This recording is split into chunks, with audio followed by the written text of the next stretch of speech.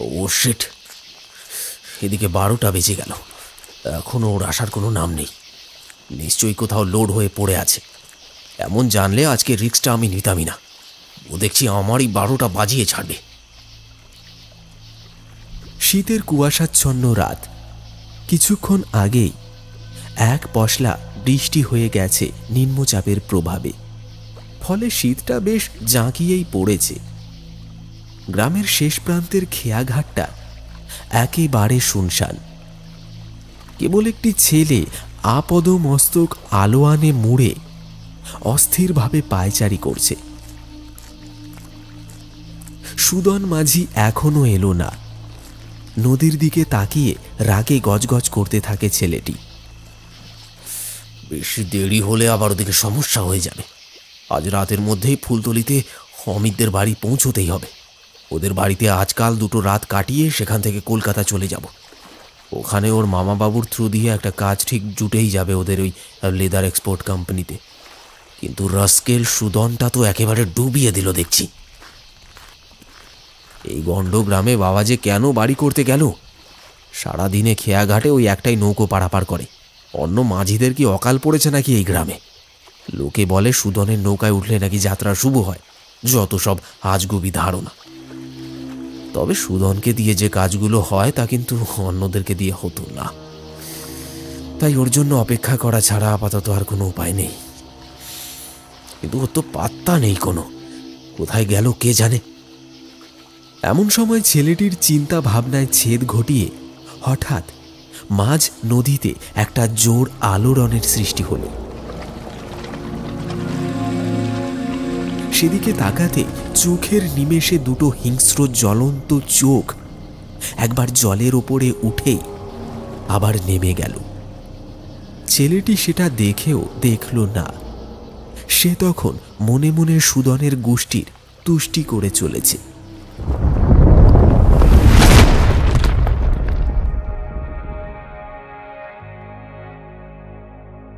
নমস্কার আমার প্রিয় শ্রোতা বন্ধুরা, আরও একটি নতুন হাড় হিম করা ভৌতিক গল্পের এপিসোডে আপনাকে স্বাগত জানাই। গপ্পখোরের নিবেদনে আজ আপনি শুনবেন মৈত্রেয়ী চ্যাটার্জির লেখা গ্রাম বাংলার ভূতের গল্প ঘাটের ধারে রাত বিরেতে। আশা রাখছি আমাদের আজকের নিবেদনের এই গল্পটি আপনার ভীষণ ভালো লাগবে। আজ আমার সঙ্গে মাতনের চরিত্রে থাকছে সুমিত, একটি বিশেষ নারী চরিত্রে সুপমা, গল্প পাঠে এবং অন্যান্য সকল পুরুষ চরিত্রে আমি সুদর্শন। শুরু হচ্ছে ঘাটের ধারে রাত বিরেতে।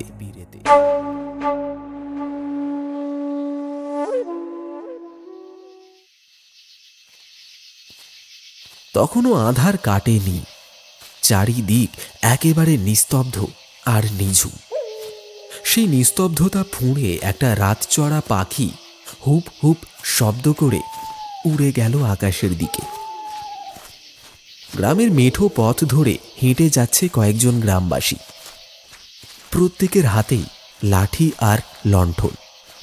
কাকে যেন খুঁজতে বেরিয়েছে ওরা। গ্রামেরই এক বাসিন্দা মুকুন্দ মোহন ওই পথ ধরেই শহর কলকাতা থেকে গ্রামে ফিরেছে বহুদিন পর। ট্রেন রাত 3টের মধ্যেই তাকে গন্তব্যে পৌঁছে দিয়েছে।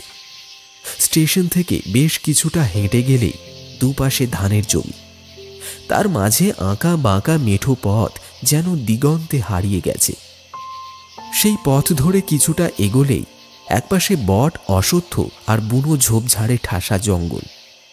গ্রামবাসীদের সেদিকে হেঁটে যেতে দেখে থমকে দাঁড়িয়ে পড়ে সে। এই অসময়ে লাঠিসোঁটা হাতে কোথায় চললে তোমরা? চোর টোর ধরতে নাকি? এখনো তো আলোই ফোটেনি। প্রতিবেশী লালুবাবুও ওই দলে ছিলেন। তিনি বললেন, চোরের থেকেও ভয়ঙ্কর ব্যাপার এই হাড় কাঁপানো শীতে বেরিয়েছি কি আর সাধে। গতকাল সন্ধ্যে থেকে মাতনকে খুঁজে পাওয়া যাচ্ছে না। সারা রাত ধরে অনেক খুঁজেছি, কোথাও না পেয়ে শেষে এদিকটাই এলুম, জঙ্গলের ভিতরটা একবার দেখব বলে। মুকুন্দ আঁতকে ওঠে। সে কি? মাতন তো খুব শান্তশিষ্ট আর বিনয়ী ছেলে, কি হলো ওর? পরেশ মণ্ডল তাচ্ছিল্যের সুরে বলল, আরে ওই পাজি মেয়েটা কি যেন নাম বটে, ওর পাল্লায় পড়েই মাতনের মাথাটা বিগড়ে গেছে। বাকিরাও সমর্থন করে। মুকুন্দমোহন অবাক হয়ে যায়। কোন মেয়ের কথা বলছো তোমরা? কে আবার? মোড়ল মশায়ের আদুরে মেয়ে মল্লিকা, 1 নম্বরের ধাড়িবাজ ঢলানি মেয়ে। মাতনের কচি মাথাটা খেয়েছে ভুলিয়ে বালিয়ে। কোনো প্রমাণ ছাড়া কারোর নামে এমন করে বলতে নেই লালুদা। তাছাড়া তোমাদের কেন মনে হচ্ছে যে এই ঘটনার জন্য মল্লিকাই দায়ী? অন্য কারণও তো থাকতে পারে। দেখো মুকুন্দ, তুমি বেশিরভাগ সময়টাই কলকাতায় থাকো, তাই গাঁয়ের হালচাল তুমি মোটেও জানো না। মল্লিকের হাবভাব যথেষ্ট সন্দেহ করার মতোই বটে। মুকুন্দ বুঝল এদের সঙ্গে তর্ক করে লাভ নেই, বেকার সময় নষ্ট হবে। মাতনকে খুঁজে বের করাটাই এই মুহূর্তে সবচেয়ে জরুরি। তাই চুপচাপ ওদের সাথে হেঁটে গেল সে জঙ্গলের দিকে। মল্লিকার উদ্দেশ্যে সাপ সাপান্ত করতে করতে এগিয়ে চলেছে অন্যান্য গ্রামবাসীরাও। জঙ্গলের ভিতরে অনেকক্ষণ ধরে খোঁজাখুঁজি করার পর একটা উৎকট গন্ধে গাটা গুলিয়ে ওঠে সকলের। হ্যারিকেনের আলোয় একটা বীভৎস করুণ দৃশ্য দেখে থমকে গেল তারা। সামনেই বিশাল অশ্বত্থ গাছ থেকে ঝুলছে একটা মেয়ের বিকৃত মৃতদেহ। তার গলায় ওড়নার ফাঁস, শতছিন্ন পোশাক, কোনো রকমে গায়ে এঁটে আছে সেটা। চোখ দুটোকে নির্মমভাবে উপড়ে নেওয়া হয়েছে। রক্তের ধারা শুকিয়ে জমাট বেঁধেছে জায়গায় জায়গায়। সর্বাঙ্গ ক্ষতবিক্ষত। চোখ বুজে ফেলে মুকুন্দমোহন। পাশেই গাছের নিচে মাটিতে পড়ে আছে মাতনের নিঃসার দেহটা। তবে গায়ে হাত দিয়ে বোঝা গেল দেহে প্রাণ আছে, শুধু জ্ঞান হারিয়েছে সে। মাতনকে ওভাবে পড়ে থাকতে দেখে সকলে আঁতকে ওঠে। কিন্তু ঝুলন্ত মৃতদেহটা যে কার তা নিয়ে চাপা গুঞ্জনের সৃষ্টি হল উপস্থিত সকলের মধ্যে। মৃতদেহ এতটাই বিভৎস আর বিকৃত হয়ে গেছে যে শনাক্ত করার উপায় নেই। ইতিমধ্যে মুকুন্দমোহন পুকুর থেকে আঁজলা ভরে কিছুটা জল এনে চোখে মুখে ছিটিয়ে দিতেই মাতনের জ্ঞান ফিরে আসে। ধীরে ধীরে উঠে বসে সে। তার চোখ দুটো ফোলা ফোলা, জলের রেখা শুকিয়ে আছে চোখের নিচে। কি ব্যাপার মাতন, তুই অজ্ঞান হলি কি করে? এই জঙ্গলে এসেছিস কি করতে? শুনলাম গতকাল সন্ধে থেকে তুই নাকি নিখোঁজ, কিন্তু এসব কি দেখছি? ডেড বডিটা কার? মাতন কাঁদো কাঁদো হয়ে বলল,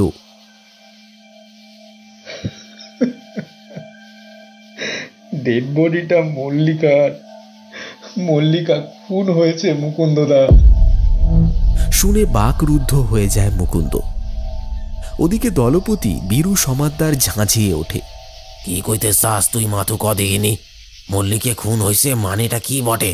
কে মারলো? আরে কেউ মারছে নাকি নিজেই মরছে? যার চরিত্রের কোথাও কোনো কাণ্ড বাঁধিয়ে শেষে আত্মহত্যা করেছে বোধ হয়। দোষ, এটা কি কইলি বীরু? আত্মহত্যায় যদি হবে তাহলে শরীরটা অমন কাঁটা সেরা হলো কি করে? মনে হয় কেউ ছোড়া মেরে পালিয়ে গেছে। চোখ দুটো অবধি উপড়ে নিয়েছে। আই মাতু, তুই নিজে মেরে গপ্প ফাঁদছিস না তোরে?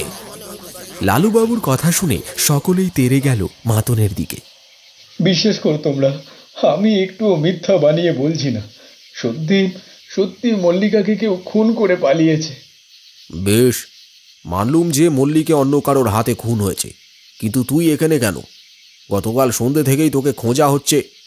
তোর মা বাবা চিন্তায় চিন্তায় শেষ হতে বসেছে, আর তুই কিনা এখানে বসে তামাশা দেখছিস। মল্লিকাই আমাকে এখানে ডেকে এনেছে কাকাবাবু। কিন্তু মাতনের কথা কারোর বিশ্বাস হলো না। তারা পারলে মাতনকে এই মারে তো সেই মারে। মুকুন্দমোহন ওদের নিরস্ত করে মাতনকে সম্পূর্ণ ঘটনাটা খুলে বলতে বলে।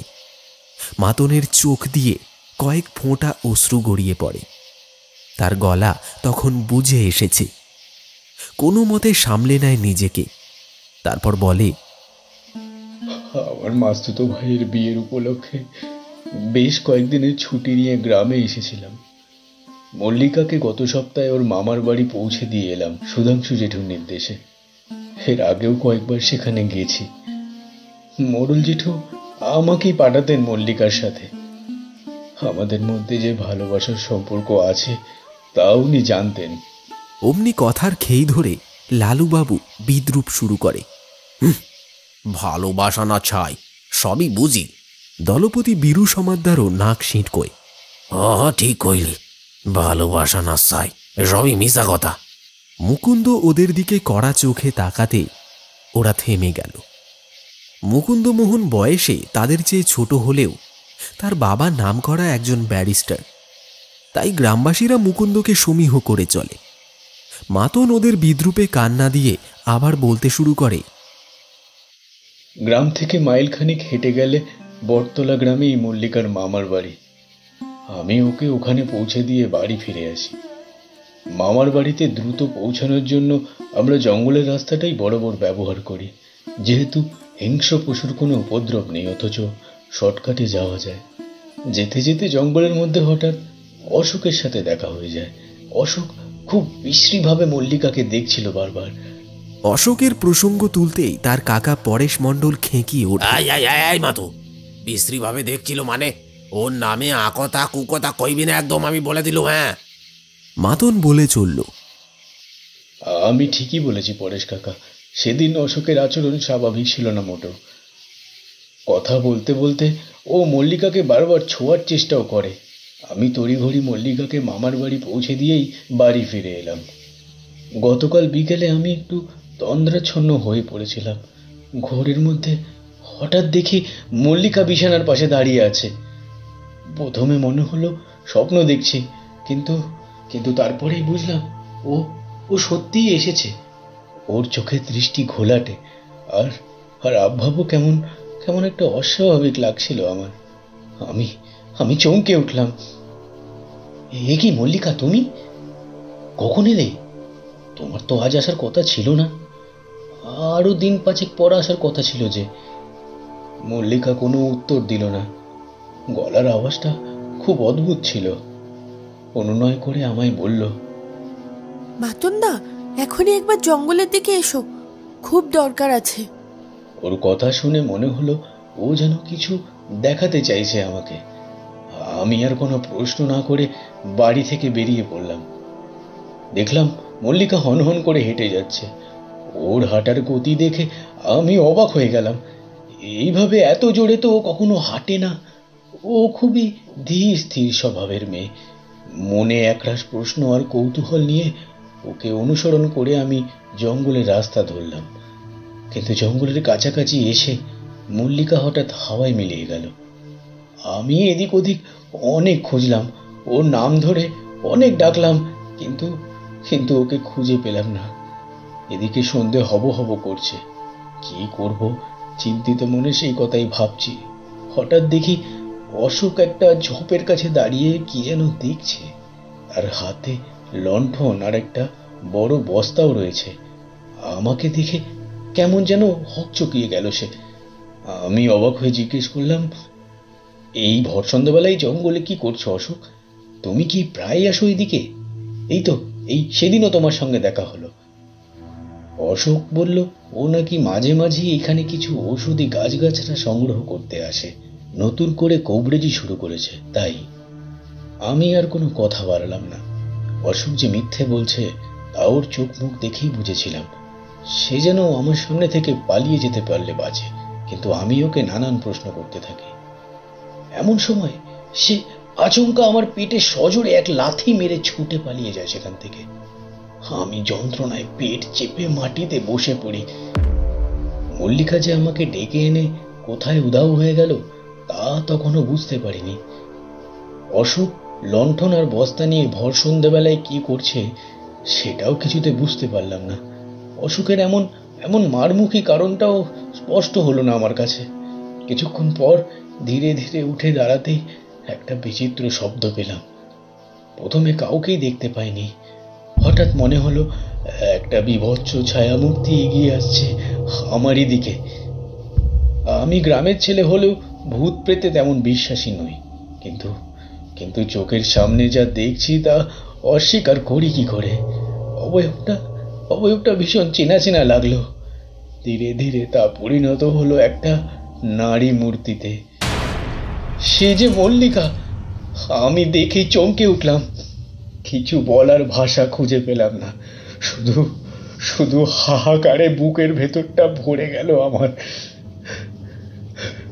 কিন্তু কিন্তু এমন একটা ঘটনা ঘটে গেল যা কখনো স্বপ্নেও ভাবিনি আমি।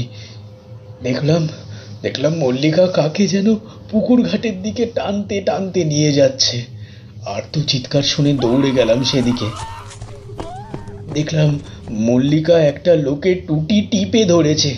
লোকটার মুখ ক্ষত বিক্ষত ও বিকৃত, চেনার উপায় নেই। সেকেন্ডের ভগ্নাংশে মল্লিকা তার মুন্ডটাকে ঘুরিয়ে ছুঁড়ে ফেলে দিল জলে। অতলে তলিয়ে গেল সে। মল্লিকা আবার কোথাও অদৃশ্য হয়ে গেল। দৃশ্যটা দেখে কোনো রকমে টলতে টলতে এগিয়ে এলাম আমি। হঠাৎ তীব্র কটু গন্ধ পেয়ে চমকে তাকালাম। একটা বীভৎস দৃশ্য দেখে মাথা ঘুরে গেল আমার। অশ্বত্থ গাছ থেকে ঝুলছে মল্লিকার বিকৃত পচা লাশ। মল্লিকার আত্মা সেই মৃতদেহ থেকে বেরিয়ে এসে বলছে, আমি আর বেঁচে নেই মাতনদা। দুটো নরপিশাচ আমার চোখ খুবলে নিয়ে আমাকে মেরে ঝুলিয়ে দিয়ে গেছে। সব শুনে আমার চোখের সামনে বিশ্ব ব্রহ্মাণ্ড ঘুরতে থাকে। মল্লিকা আর বেঁচে নেই। মল্লিকা আর বেঁচে নেই। মানসিক যন্ত্রণায় চেঁচিয়ে উঠলাম আমি। বললাম, কে সেই পাষণ্ড? কেন তোমায় হত্যা করেছে? তাদের নাম বলো আমায়, আমি নিজের হাতে শাস্তি দেব।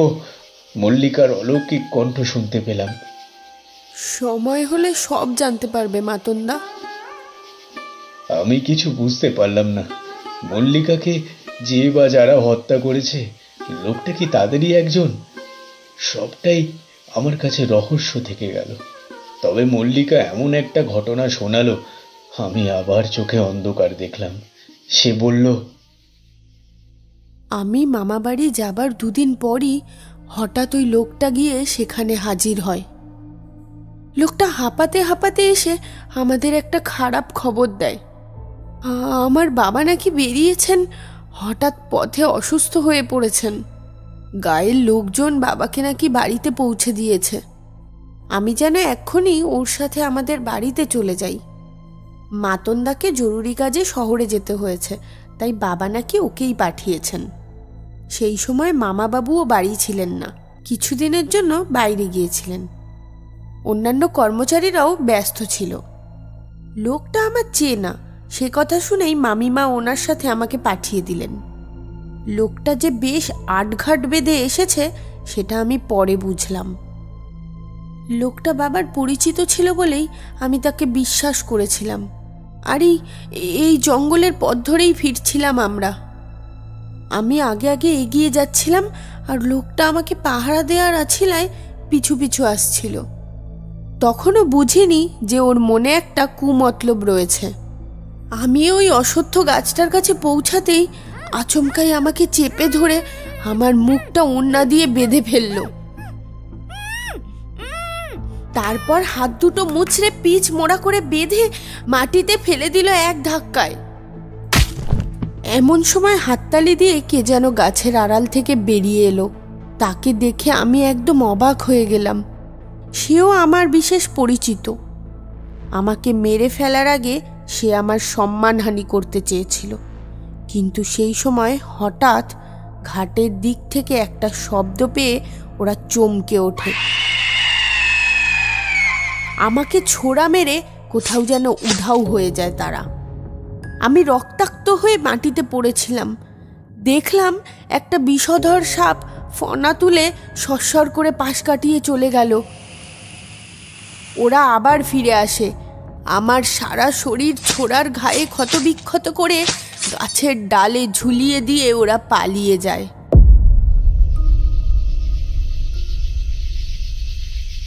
আমি আর সহ্য করতে পারলাম না। মল্লিকার কথাগুলো শেষ হবার আগেই মাথা ঘুরে পড়ে গেলাম। কতক্ষণ ওভাবে পড়েছিলাম তা খেয়াল নেই। হঠাৎ কপালে একটা বরফ ঠান্ডা হাতের স্পর্শ পেলাম। সে আর কেউ নয়, মল্লিকারই আত্মা। আমায় বলল, বাড়ি ফিরে যাও মাতনদা, সময় হলে আমি আবার ফিরে আসব। মল্লিকার সেই মর্মান্তিক মৃত্যু, তার আত্মা হয়ে ফিরে আসা, একের পর এক ঘটে যাওয়া ঘটনাগুলোর কথা ভেবে আমি আবার জ্ঞান হারালাম। তারপর আমার আর কিচ্ছু মনে নেই।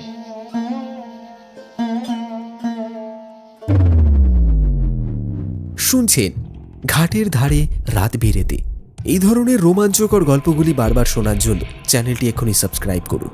আর হ্যাঁ, যদি এখনো পর্যন্ত গল্পটি শুনতে শুনতে আপনার কোথাও ভালো লেগে থাকে তাহলে একটি লাইক দিয়ে শেয়ার করতে ভুলবেন না। তাহলে চলুন শোনা যাক এই গল্পের পরবর্তী অংশ। সম্পূর্ণ ঘটনাটা শুনে পরেশ মণ্ডল ধমকে ওঠে। আরে আমাকে কি তুই বোকা পেলি মাতু? 3-20 বয়স হয়ে গেল, আজ অব্দি আমি তিনাদের দেখা পেলুম নে, গাঁয়ের কেউ কখনো দেখলো নে। আর তুই কিনা সেদিনের ছোকরা হয়ে মল্লিকের ভূতের সাথে কথা কইলি, এতটা সময় কাটালি। মল্লিকে তার নিজের বাপকে দেখা দিল নে, শুধু তোকেই দেখা দিল। তাছাড়া যদি দেখা দিয়েও থাকে তাহলে এত কথা বললে, অথচ কে বা কোন লোক তাকে হত্যা করেছে তার নাম বললে না কেন? আষাঢ়ে গপ্প আর ফাঁদিস নে মাতু। তুই নিজেই মাইয়াটার ইজ্জত লুটে হত্যা করে অন্য কারোর ঘাড়ে দোষ চাপাইতে চাইছিস। একেবারে খাঁটি কথা বললে হে পরেশ। বিনা প্রমাণে কাউকে এভাবে খুনি সাব্যস্ত করা যায় না। মাতন নির্দোষ, ওকে আমি খুব ভালোভাবেই চিনি। রাত শেষ হতে চলল, এখনো সুধনের দেখা নেই। আচ্ছা, ঝামেলায় পড়া গেল দেখছি। আরে ওই তো নৌকা দেখা যাচ্ছে। সইয়ের মুখে লণ্ঠন ঝুলছে না?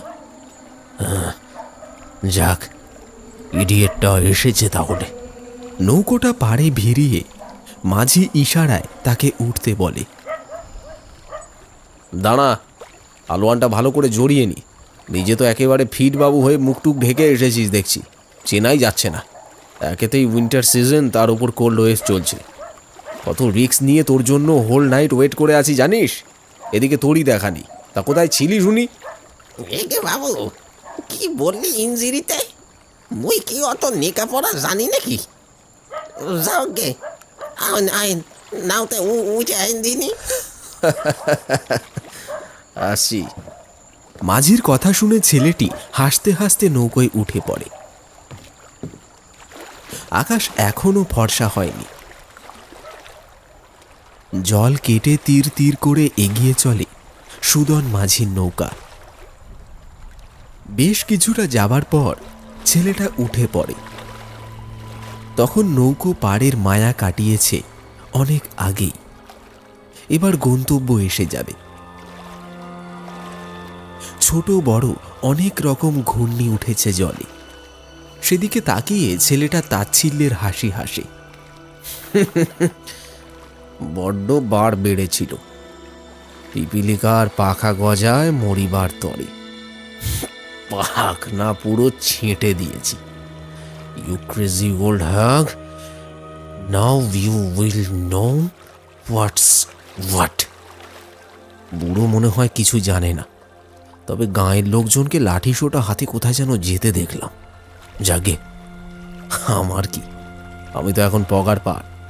তবে আমাকে রিফিউজ করার ফল যে কতটা ভয়ানক হতে পারে সেটা এবার দেখুক ওরা। তবে বুড়োটা বেশি দিন টিকবে না মনে হয়, খুব তাড়াতাড়ি স্বর্গে যাবে। জাগে। এই শুধু বললি না তো এতক্ষণ কোথায় ছিলি? এরে, সেই প্রশ্নের কোনো উত্তর আসে না। এমন সময় নৌকোটা তীর বেগে ছুটে যায় জলের তোড়ে। নদীর জল যেন আরো ফুলে ফেঁপে উঠেছে। কি নৌকোটা এত জোরে চলছে কেন রে সুদন? এই সুদন, নৌকোটা এত জোরে চলছে কেন? এ তো উল্টে যাবে যে। কি, আমরা তো আবার উল্টো দিকেই ফিরে যাচ্ছি। সুদন, এ কি হচ্ছে? আমরা তো আবার পেছন দিকে ফিরে যাচ্ছি রে। কিন্তু ওটা সুদন যে নৌকোয় নেই ছেলেটা তখন টের পেয়েছে। সুদনের জায়গায় একটা বিচিত্র জলজ প্রাণী নৌকো ধরে উঠে আসছে। কিন্তু ওটা কি আদৌ কোনো প্রাণী? তার শরীরের বাকি অংশটা তখনও জলের মধ্যে ঘাই মারছে, চোখের কোনো অস্তিত্ব নেই। দুটো অক্ষি কোটরে জল করছে প্রতিহিংসার আগুন। হাঙরের মতন শক্ত চোয়াল আর ধারালো দাঁতের শাড়ি। বিরাট হাঁ করা মুখটা একবার খুলছে আবার বন্ধ করছে। আর তার সঙ্গে একটা নরকীয় অট্ট হাসিতে ফেটে পড়ছে। সেই জলজ রাক্ষসটা নৌকোয় উঠে এসেছে ততক্ষণে। ছেলেটা ভয়ে চিৎকার করে ওঠে, এটা কি বাঁচাও, বাঁচাও! ওটা কোনো মনুষ্যত্বের প্রাণী হতে পারে না। ওটা যেন নরকের নদী থেকে উঠে এসেছে। সারা গায়ে মাথায় অজস্র জলজ কীট পতঙ্গ ঘুরে বেড়াচ্ছে। বুকের বাম দিকে একটা বিরাট গহ্বর, সেখান থেকে হৃৎপিণ্ডের কিছুটা বেরিয়ে এক পাশে ঝুলছে। অক্ষি কোটর থেকে নির্গত আগুনের আঁচ ছেলেটির গায়ে এসে লাগছে, সব কিছু ছাড়খাড় করে দেবে। আতঙ্কে ছেলেটি নৌকো থেকে ঝাঁপ দিতে যায়, কিন্তু কোনো এক মায়া বলে তার পা দুটো পাটাতনে গেঁথে গিয়ে হুমড়ি খেয়ে পড়ে সে।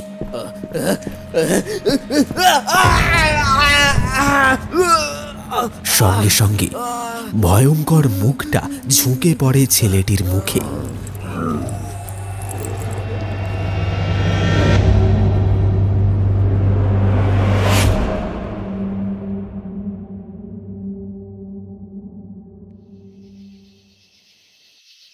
ওদিকে মুকুন্দ মোহনের মুখের ওপর সরাসরি কেউ কিছু না বললেও পরেশ মণ্ডল কিন্তু ছাড়বার পাত্র ছিল না।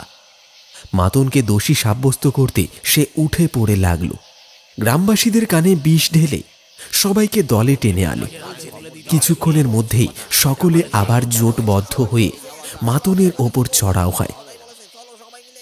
আয়, তোরা কেউ এসে মাতুর কোমরে দড়িটা বেঁধে দে, নইলে পাখি কখন ফুরুত করে উড়ে যাবে তার কোনো ঠিক নেই। হক কথা কইলি লালু, ওই যে মোটা দড়িটা দে দিকে আমার হাতে।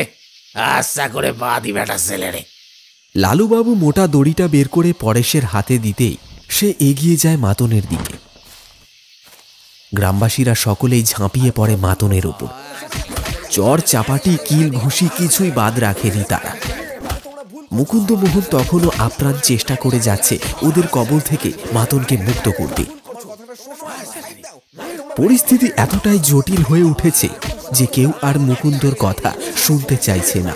ওকে ঠেলে সরিয়ে দিয়ে পরেশ মাতনের কোমরে দড়ি বাঁধতে যায়, কিন্তু পরেশের আর দড়ি বাঁধা হয় না।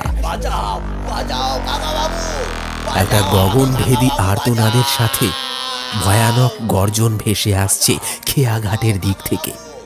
থর থর করে কেঁপে ওঠে সমস্ত বনভূমি। ভয়ে পরেশের মুখ শুকিয়ে গেছে। আর্তনাদকারীর গলার স্বর তার বড়ই চেনা। সকলের পায়ের নিচে যেন ভূমিকম্প হচ্ছে। সবাই লাঠি সোঁটা আর দড়ি ফেলে রেখে ছুটে গেল সেই দিকে, কিন্তু মাতন সেই জঙ্গলেই দাঁড়িয়ে থাকে মুকুন্দ মোহনের সাথে। মুকুন্দ সস্নেহে মাতনকে বুকে জড়িয়ে ধরে। এমন সময় এক ঝলক ঠান্ডা হাওয়া এসে তাদের কানে কানে বলে যায়, প্রতিশোধ নেবে না মাতন, প্রতিশোধ। দেখো দেখো, আমি আজ প্রতিশোধ নিতে এসেছি, চরম প্রতিশোধ। মুকুন্দদা, দেখবে এসো। সেই বিকট অট্টহাসির শব্দে শিউরে ওঠে মুকুন্দ মোহন।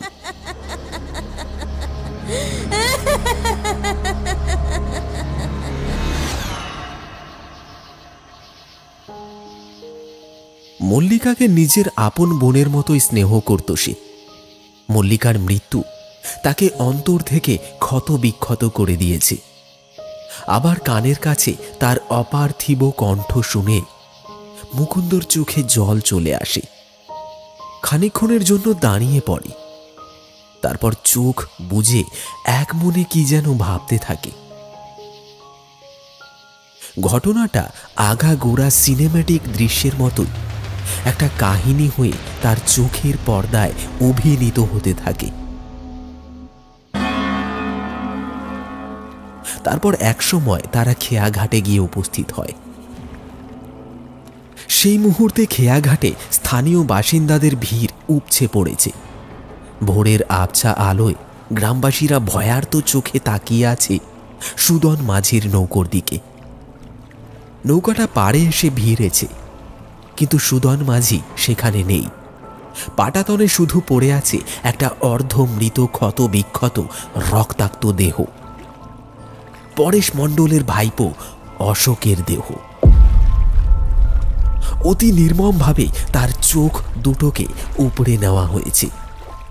সেখান থেকে রক্তের ধারা গড়িয়ে এসে জলের কিছুটা অংশ একেবারে রক্তবর্ণ করে দিয়েছে।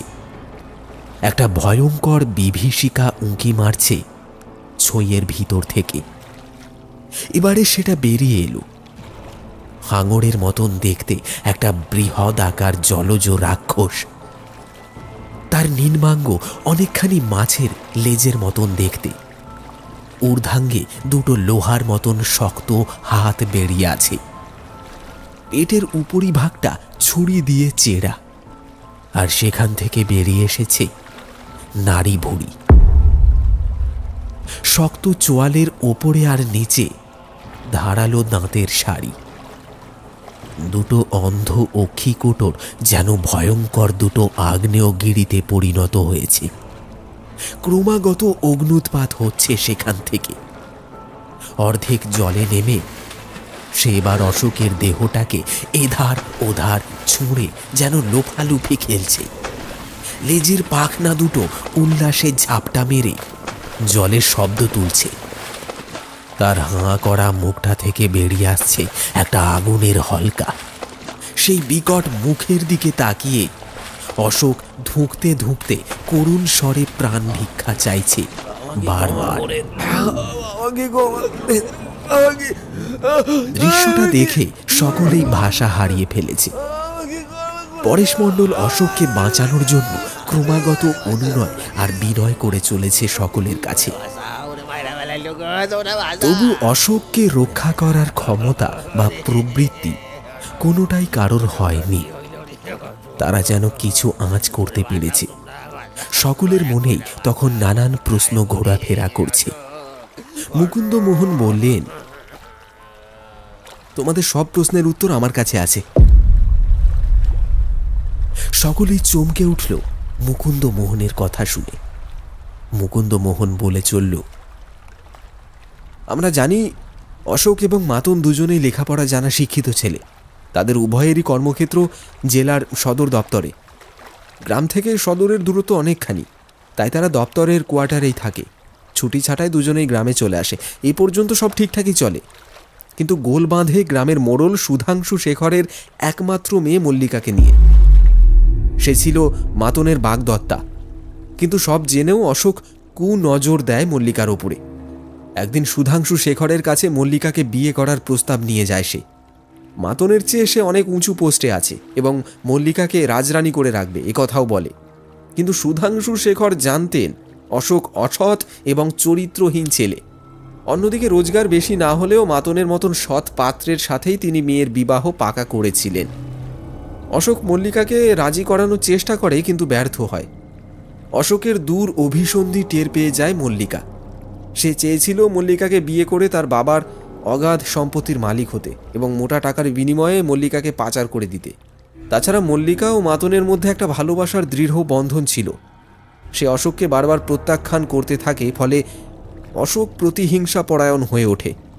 এদিকে খেয়াঘাটের সুদন মাঝির নৌকোয় মল্লিকার বাবা প্রায়ই ব্যবসার কাজে খেয়া পারাপার করতেন। ওদিকে আবার অশোক এবং সুদনের মধ্যে দারুণ সদ্ভাবও ছিল। সুদন অশোকের বহু অসৎ কর্মের সঙ্গী। ওর সাথে অনেক দুষ্টু পাচার চক্রেও যুক্ত ছিল।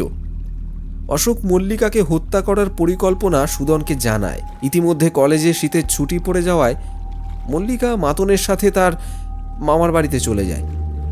অশোক যে কখন গোপনে অনুসরণ করে বাড়িটা চিনে নিয়েছে তা ঘুণাক্ষরেও টের পায়নি তারা। সেই সুযোগে সুদন দুদিন বাদে সুধাংশু শেখরের অসুস্থতার মিথ্যে খবর দিয়ে মল্লিকাকে সেখান থেকে বের করে আনে।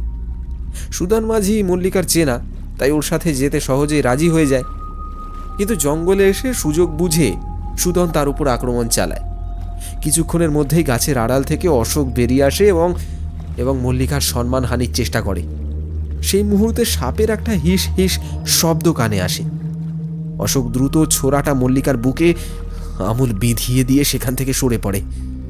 কিছুক্ষণ পর দুজনে আড়াল থেকে বেরিয়ে এসে আবার মল্লিকার ওপর চড়াও হয়। কোনো রকমে ছোরাটা বের করে মল্লিকা যখন বাঁচার চেষ্টা করছে, এমন সময় অশোক এসে ছোরাটা দিয়ে নৃশংসভাবে মল্লিকার চোখ দুটো উপড়ে নেয়। তারপর সারা শরীরে আরো বার কয়েক আঘাত করে গাছের ডালে ঝুলিয়ে দেয়। সবশেষে সেই উপড়ে নেওয়া রক্ত মাংসের চোখ দুটোকে অশোক হাসতে হাসতে পুকুরের জলে ভাসিয়ে দেয়।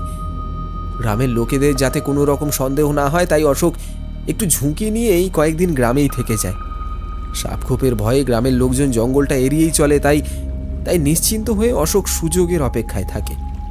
মল্লিকাকে মারার কয়েকদিন পর গতকাল রাতে সুযোগ বুঝে গ্রাম ছেড়ে পালাবার পরিকল্পনা করে।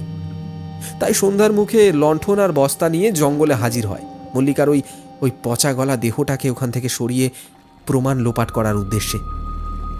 কিন্তু ঘটনাচক্রে মাতনের সাথে দেখা হয়ে যায় এবং মাতনকে আঘাত করে অশোক শটান খেয়াঘাটে পালিয়ে যায়। রাতের মধ্যেই তাকে এই তল্লাট থেকে সরিয়ে দেওয়ার কথা ছিল সুদনের। এদিকে সুদন আসছে না দেখে বাধ্য হয়েই তাকে রাতভর অপেক্ষা করতে হয়। কিন্তু সুদন যে আর কোনোদিনই ফিরবে না তা তার জানা ছিল না। মল্লিকার আত্মা অশোকের রূপ ধরে সুদনকে ভুলিয়ে ভালিয়ে জঙ্গলে নিয়ে আসে। তারপর তাকে মাতনের সামনেই হত্যা করে দেহটা পুকুরে ফেলে দেয়। কিন্তু সুদনের মুখটা মল্লিকার ধারালো দাঁতের আঘাতে ক্ষতবিক্ষত হয়ে গেছিল, ফলে মাতন তাকে শনাক্ত করতে পারেনি। সে যদি প্রথমেই অশোক আর সুদনের নামটা বলে দিত তাহলে মাতন ওদের মেরে খুনের আসামিতে পরিণত হতো। মল্লিকা তা চায়নি। ওদিকে ভাসিয়ে দেওয়া চোখ দুটো এক জল পিশাচের হাতে পড়ে। সে তার বিশেষ ক্ষমতার দ্বারা সব কিছু জেনে যায় এবং মৃত ভয়ঙ্কর জলজ জন্তুর চোখে মল্লিকার চোখ দুটো স্থাপন করে। এরপর মল্লিকার আত্মাকে মন্ত্র বলে সেই মৃত প্রাণীর শরীরে প্রবেশ করিয়ে এক ভয়ানক জলজ রাক্ষসে রূপান্তরিত করে। মল্লিকা সুদনকে হত্যা করে মাঝি রূপ ধরেই অশোককে নিতে আসে এই খেয়াঘাটে। কিন্তু মুকুন্দের কথা পুরোপুরি শেষ হবার আগেই একটা প্রবল হুঙ্কারে কানের পর্দা ফেটে যাওয়ার উপক্রম হল।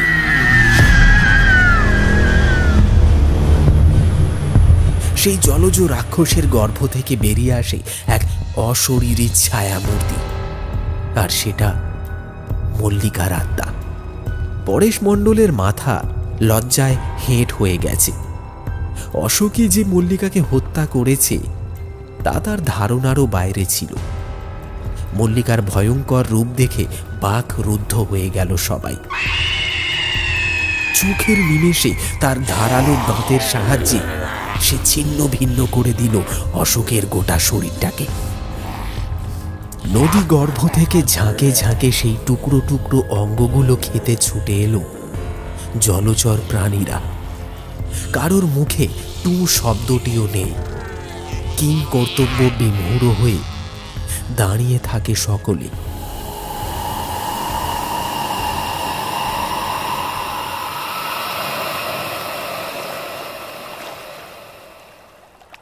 সেই নীরবতা ভঙ্গ করে মল্লিকার আত্মা বলে ওঠে, তুমি আমার বাবাকে দেখো মাতনদা।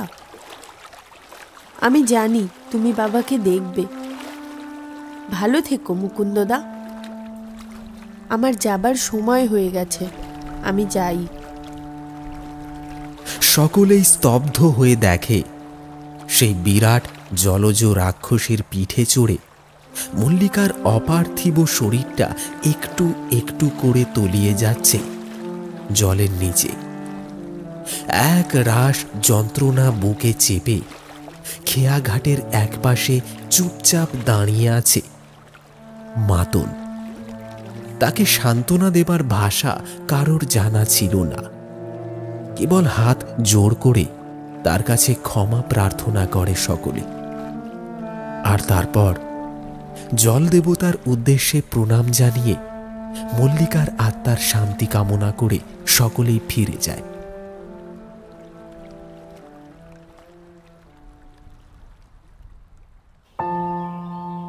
পূব আকাশে রং ধরেছে। মাতনকে নিয়ে মুকুন্দমোহন মল্লিকাদের বাড়ির উদ্দেশ্যে যাত্রা করে।